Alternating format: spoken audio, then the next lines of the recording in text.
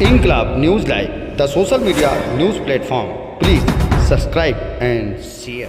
नमस्कार दोस्तों, आप देख रहे हैं इंकलाब न्यूज़ लाइव में फारूक शाह। और आपको बताऊं एमआईएम की जो लहर थी वो वसई विरार में भी देखने को मिलेगी। यहाँ चेहरे गौर से देख लीजिए, इनके प्रोग्राम में भारी संख्या में लोग शामिल हुए और यहाँ मुख्य अतिथि के रूप में जो सज्जन आए उन्होंने बिहार के चुनाव की भी वहाँ पे वर्णन किया और बताया।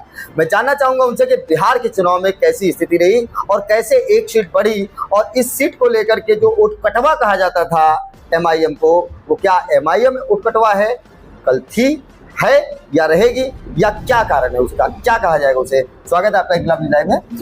मैं आपसे जानना चाहूँगा, बिहार चुनाव के दौरे पर आप गए और सारा नतीजा आपके सामने आया। क्या बिहार में मुस्लिमों का वोट काटने के मामले में हमेशा कहा जाता है एमआईएम काटती है, ओवैसी साहब मुस्लिमों को वोट काटते हैं, बीजेपी को फायदा देते हैं, बी टीम है, क्या देखने को मिला आपको? जी देखिए कि पहले तो मैं आपके माध्यम से बिहार के जो हम लोगों के मतदाता है उनको मैं बहुत बहुत मुबारकबाद दूंगा। उन्होंने बहुत चढ़ करके वोट दिया और हमें कामयाब किया। और दूसरी बात, जैसा कि आपने कहा बी टीम का टैग या वोट कटवा का टैग, तो मैं आपको बताऊं कि बिहार में सीमांचल के अंदर स्पेशली जहाँ पर हम कंटेस्ट कर रहे थे, हम जहाँ जहाँ भी पहुँच पाए, हम जो घर घर तक पहुँच पाए, गाँव गाँव पहुँच पाए, यानी यहाँ तक क्या आती है जो कॉन्स्टिट्यूंसी में मैं था चुकी वो नेपाल से 5 किलोमीटर की दूरी की कॉन्स्टिट्यूंसी थी। तो नेपाल के बॉर्डर तक हम गए गाँव में, तो वहाँ पर भी वहाँ की लेडीज़ें, औरतें, हमारे वहाँ के बच्चे बुजुर्गों के नाम ज़बान पे असदुद्दीन ओवैसी साहब का नाम था। तो उन्होंने उनसे मोहब्बत की और उनको वोट दिया है। और जो वोट कटवा की बात है उस पर मैं और एक चीज़ बताना चाहूँगा कि आपको याद होगा 6 महीना पहले से हमारे जो वहाँ के प्रदेश अध्यक्ष है अख्तरुल इमान साहब ने, उन्होंने आरजेडी को पत्र व्यवहार किया था कि आप हमें अगर बीजेपी को वाकई में हराना चाहते हो तो ये आपके बस की बात नहीं है, आप हमें साथ में लीजिए और हमको सिर्फ मात्र 5 सीट दीजिए, हमको आपके साथ लीजिए और 5 सीट दीजिए, हम 5 सीट पे कंटेस्ट करेंगे और हम इनको मिल करके पूरे यानी बिहार से बीजेपी को भगाएंगे, हराएंगे। लेकिन उनके कानों पे जूं नहीं देंगी। उनका पत्र, उन्होंने एक मीडिया में कहा कि हमको कोई पत्र नहीं मिला, उसके बाद वापस से पत्र दिया, उसके बाद वापस से यानी हमारे अख्तरुल ईमान साहब पटना पहुंचे इनके घर पर और वहाँ ढोल ताशों के साथ पहुंचे कि अगर आपको मेरा पत्र नहीं मिल रहा तो मैं आपको ढोल ताशों से जगाने आया हूँ कि हमको 5 ही सीट चाहिए, हमको साथ में ले लीजिए, लेकिन हमको बीजेपी की बी टीम बोल करके आप बीजेपी से उसके साथ मत दीजिए, आपको बीजेपी को हराना तो हमको साथ लीजिए। फिर भी उन्होंने साथ नहीं लिया। उनकी क्या मंशा थी ये मुझे बताने की जरूरत नहीं, यानी प्यार से मांगा तो मिला नहीं मिला। और उसके बाद आज उनके क्या हालात है आप देखिए। तो हम कहाँ से वोट कटवा हुए, हम तो आपको सामने से कह रहे थे कि हमको 5 सीट दीजिए और हम हमारी 5 सीटों पे आज भी काबिज है।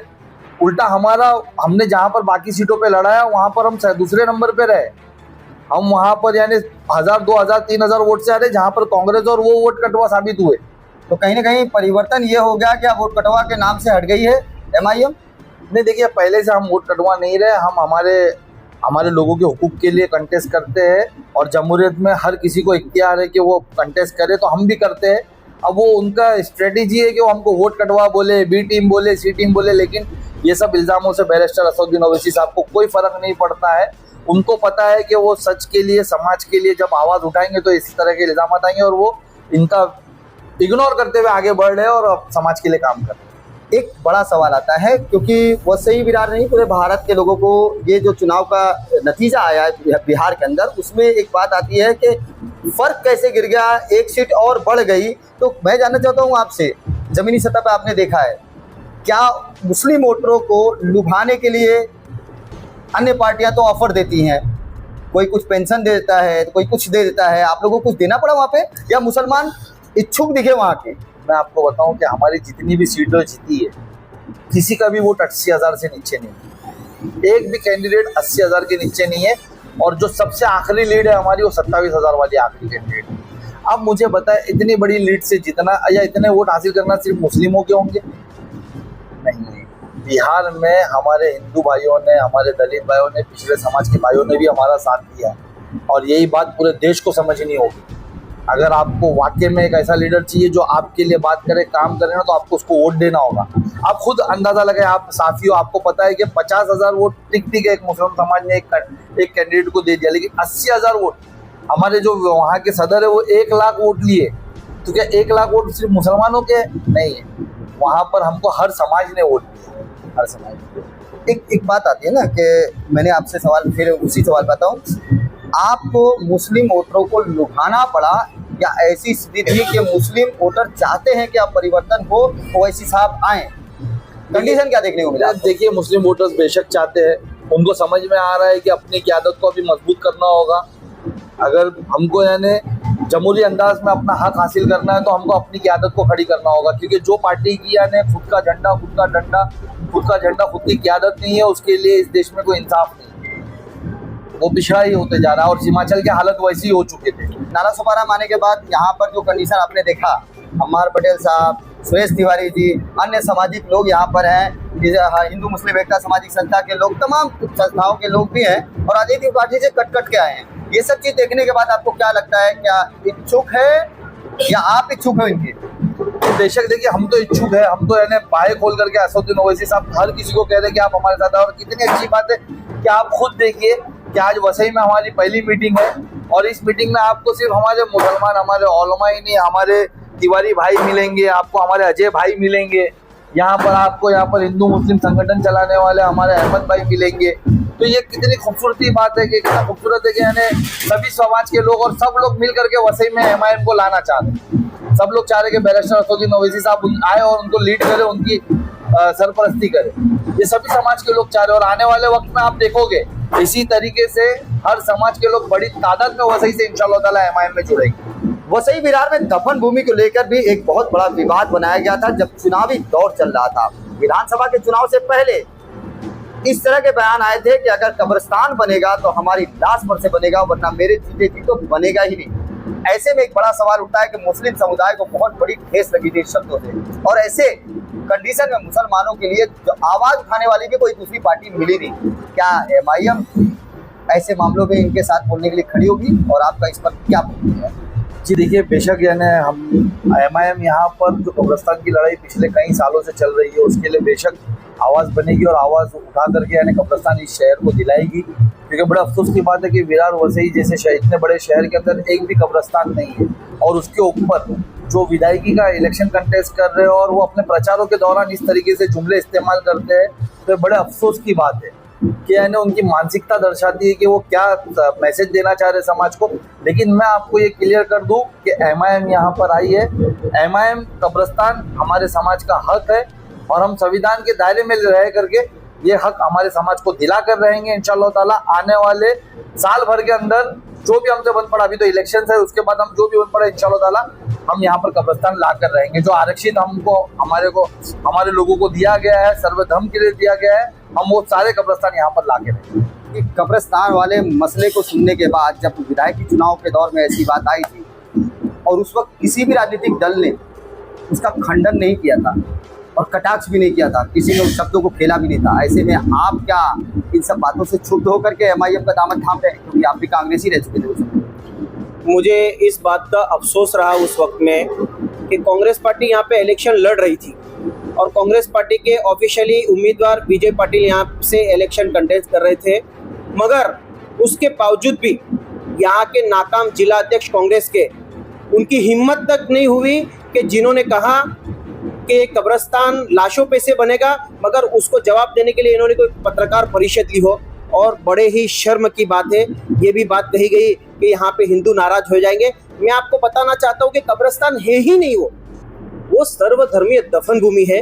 वो क्रिश्चियन के लिए है, वो दलितों के लिए है, वो मुसलमानों के लिए है, या बोहरा समाज के लिए, जो कि बोहरा समाज के लिए यहाँ पे नहीं है। और सबसे बड़ी बात बताओ कि वसई विरार में आज 30 से 35 लाख की आबादी में एक ऐसी कौम रहती है जिसके लिए कब्रिस्तान यहाँ पे कहीं भी नहीं है, वो बोहरा समाज है, समझे ना। तो इसके लिए मैं बहुत अफसोस हुआ उस टाइम पे, और ये बातें वाकई में मुस्लिम समाज के लिए ये कहीं ना कहीं दिल में बैठने वाली बात है। और यहाँ की सत्ताधारी पार्टी के लोग भी उस वक्त में कब्रिस्तान के विषय को लेके, जिन्होंने कहा कि लाश पे से कब्रिस्तान बनेगा, मगर किसी की हिम्मत नहीं जवाब देने की। सुरेश तिवारी जी, मैं आपसे जानना चाहूँगा कि नगर सेवकी का चुनाव आने वाला है और ऐसे में मुस्लिम समुदाय के लिए विधानसभा के चुनाव के दौरान में किसी ने एक शब्द नहीं बोला और खेल खेला था। वहीं आप भी बड़े बड़े राजनीतिक पार्टी से जुड़े हुए थे। आपको क्या लगता है कि किसी एक समुदाय को एकदम वंचित किया गया, सिर्फ वोट के लिए इस्तेमाल किया जाता है? ये तो वसई विरार में सदियों हुआ है 70% आप ये मान के चलिए कि वसई विरार में मुसलमानों का खाली शोषण किया जाता है।